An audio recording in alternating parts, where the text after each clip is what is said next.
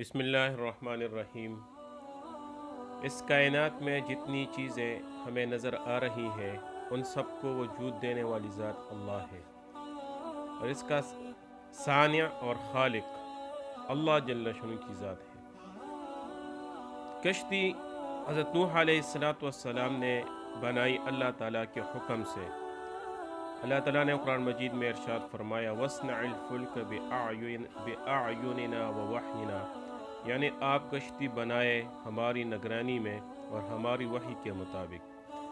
روایت حدیث میں ہے کہ جبریل امین علیہ السلام نے وحی کے ذریعے حضرت نوح علیہ السلام کو سفینہ سازی یعنی کشتی کی تمام ضروریات اور اس کا طریقہ بتلایا۔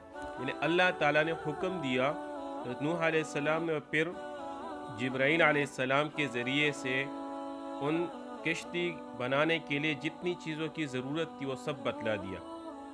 انہوں نے حضرت نوح علیہ السلام نے سال کی لکڑی سے یہ کشتی تیار کی تھی۔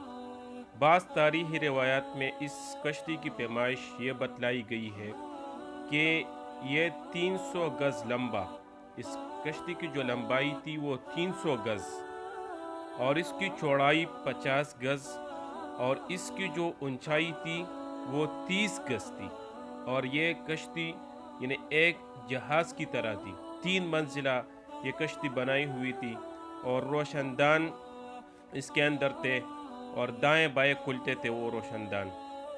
تو حضرت نوح علیہ السلام نے اپنے ہاتھ سے اللہ تعالیٰ کے اس حکم کو پورا کیا، اور اللہ تعالیٰ نے اس کشتی کو وجود دیا۔ تو اس کائنات میں سب سے پہلا جو بنانے والا ہے کشتی کو وہ حضرت نوح علیہ السلام ہے۔